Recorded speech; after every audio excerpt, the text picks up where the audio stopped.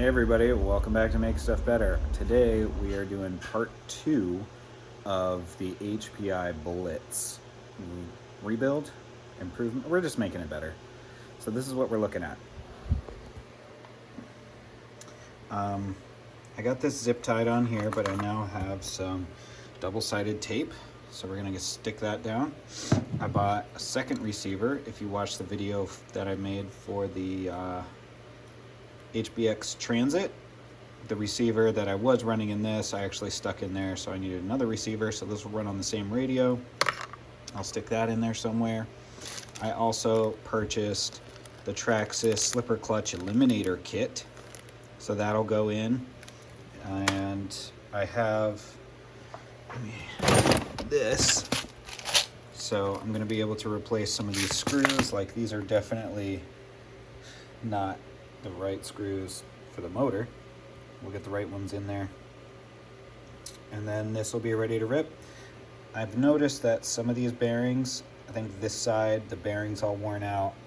On this side, the pin inside there, it's just got a lot of slop. You can see it up here, but it's also got a lot of slop down there. So that'll be something that gets replaced eventually, but it's doing okay right now.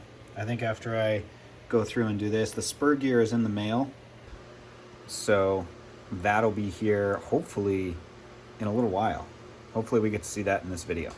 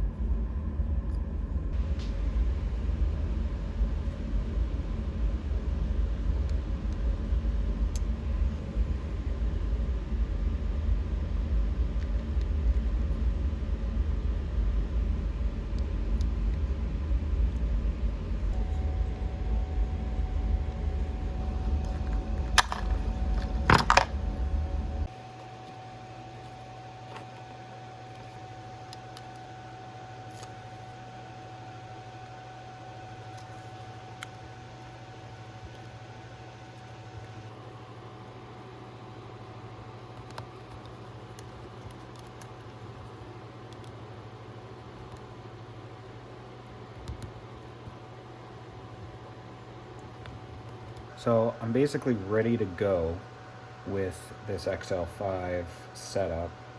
I just need a battery holder, and I have this little piece of metal kicking around. These were a bunch of brackets I got off a job site or construction that were like to hold a light fixture, and they weren't using them or whatever. I was like, I'll take those. So I'm gonna take this, drill some holes in it, bend it to fit my battery holder, and this should be great.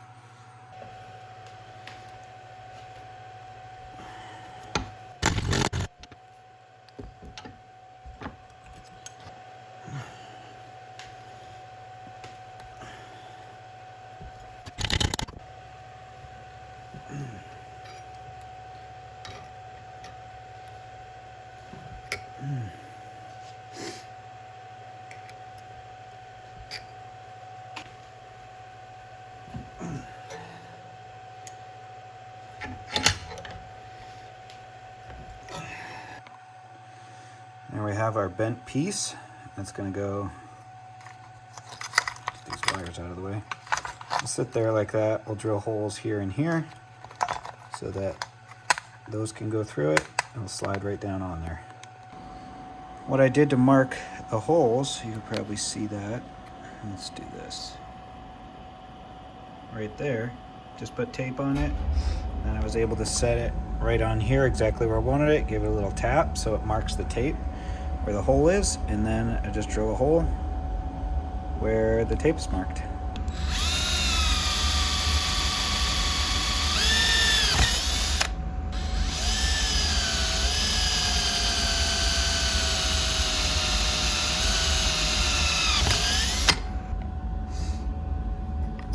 slide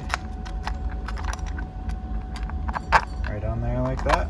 And if I had a really big battery, so that's like if I have a low profile battery, got a big one, I have to put over and gain more space in there. Oh, that'd be a really thick battery. So like a 7,000 or 8,000 milliamp hour or something. Options are nice. I'm gonna clean up the ends because this is overkill as it is, so I just don't need it that long anymore. Oh, check it out. I got a little nut from my kit for this spot over here. And then this doodad.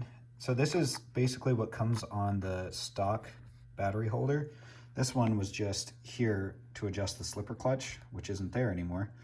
So I just put a nut on that one. And now I've got a nice thumb screw. I can just unscrew here. It's only a couple threads deep, so it's really perfect. Doesn't take me much time at all, and I don't even have to undo this one. So I'm excited. Let's get that receiver in there and take this thing for a rip.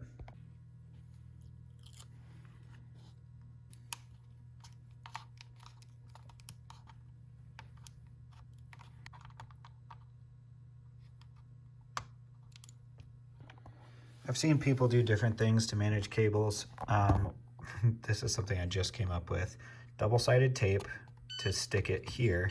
Then I run the wires across it and I put a piece of Gorilla Tape over top of it. So sticky to sticky right there, that's never going anywhere. I'm gonna have to cut that apart to get it off. So hopefully it stays in place. Exciting news, the spur gear showed up. We're gonna run this thing today. This is so good. Let's set the mesh and we're good. Radio's bound. Steering works. That works. I don't know what the clunkiness is in there, but we're gonna find out.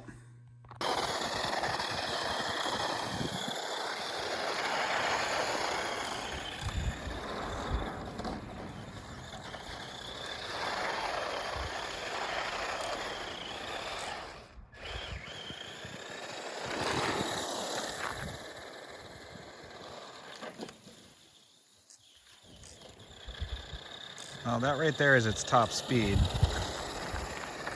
I think the transmission is geared a lot lower than the Slash, because my Slash, basically, it's the exact same electronics, same pinion, and actually this has a smaller spur gear, but it is a lot faster than this. And I have a bigger pinion for my Slash, so I want to put it in here and run it again and see if it's any faster. Just get that one off. Let's get this one on. Oh, we gotta adjust that.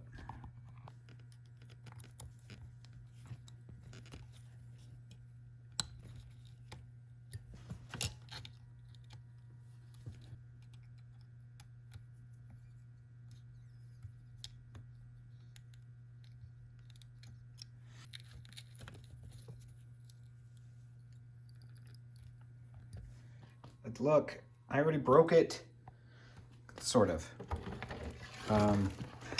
So I just took it out. It does wake it up a little bit. I like that gearing a lot better. But this pin just, oh, that's, what? Is that plastic? It's just plastic. No wonder it fell out. So that was in there. It's just running around. Oh my gosh. Okay, I gotta figure this out. All right, so this is the deal. This is like a little piece of plastic tubing. It is not very robust. In fact, it's hollow. I took apart this side. It's got a steel pin and two plastic washers to take up space laterally. And then it also had this little screw that you bolt in beside the pin, and the head of the screw keeps the pin in, and it can't fall out that side because it's smaller on that end. I might just get some of those through bolts and go all the way through and put a nut on that side and be done with it, but I'll have to get some long ones. So for now, I've got this wire that looks like it's exactly the size of that pin. I'm gonna double check. I'll get my calipers out and double check that. And so I'm just gonna put that in over here and add a screw to it and we'll be all set. This is so slippery now because it's got grease on it. I can't get it out, so I'm gonna try and figure out how to do that. I don't need my calipers. It fits. It's not as tight as the pin, but it'll work for now until I can get a replacement. So one of the things I love about RC is you can just make parts. You don't actually have to buy them. This is just a piece of plastic I had laying around. It's tubing, so it's like this rectangular tubing. And all I'm doing is taking my flush cutters, cutting it out, drilling a hole in it, and then cutting it down to be a mostly circular shape so that I can use it as a spacer, and it'll work great because it's plastic like the other ones. What I'm doing is I'm just cutting off pieces.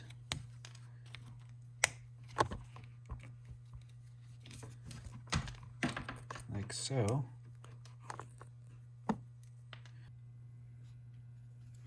And I'm gonna just drill a hole in it by hand because it's plastic. It won't take anything to drill with a sharp bit.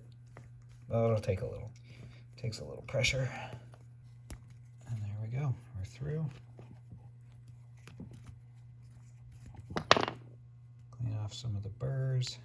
And then we're just going to cut it down to whatever size I want. Go around and I'll make a square first. And then we just go and nip off the corners.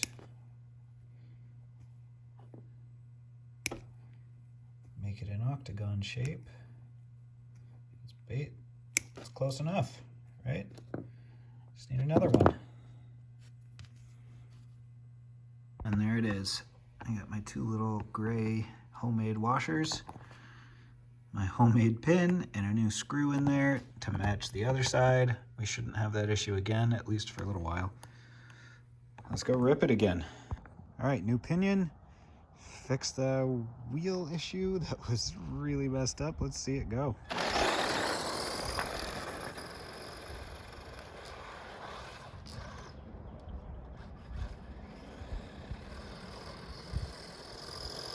That's full speed.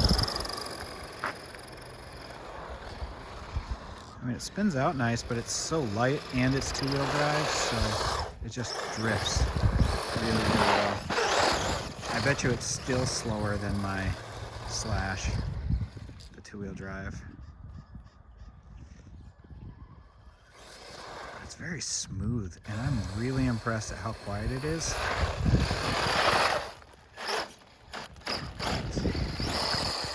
It's actually very quiet.